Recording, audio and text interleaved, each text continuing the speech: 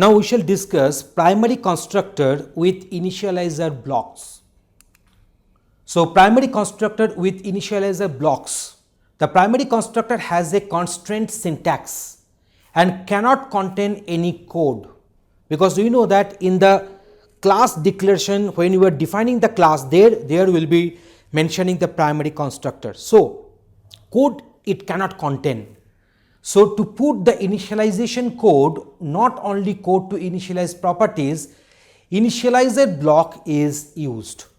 It is prefixed with the init keyword, and we shall modify the previous example with the initializer block. So let us go for the example and for the demonstration where this particular code will be shown and will be explained once again. So here is the demonstration for you. So that is one class, that is company employee, and here we are having this emp first name of type string and emp age of type int. So here we are having employee first name of the type string and employee age of the type int. So these two variables are there. So here we are having one initializer block, and that will be starting with the keyword init, and this curly braces is there.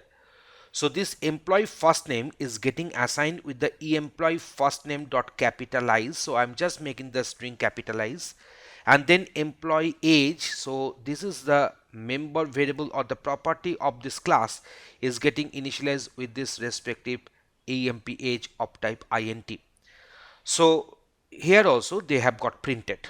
So init block is nothing but denoting the initializer block. So here we are having this primary constructor and the initializer blocks as well. So from this main function, we have defined one object under the class company employee, passing Arshad and 35 as two parameters. So now let me run the code to show you that this Arshad and this particular 35 is getting assigned here. So I'm just making this Arshad with the lowercase a, and I want to show you the output as well.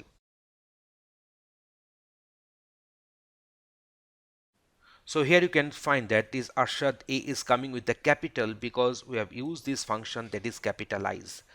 So it is making each and every word starting with this capital letter. So in this way we have discussed that how to use the initializer blocks and the primary constructor in the same Kotlin code.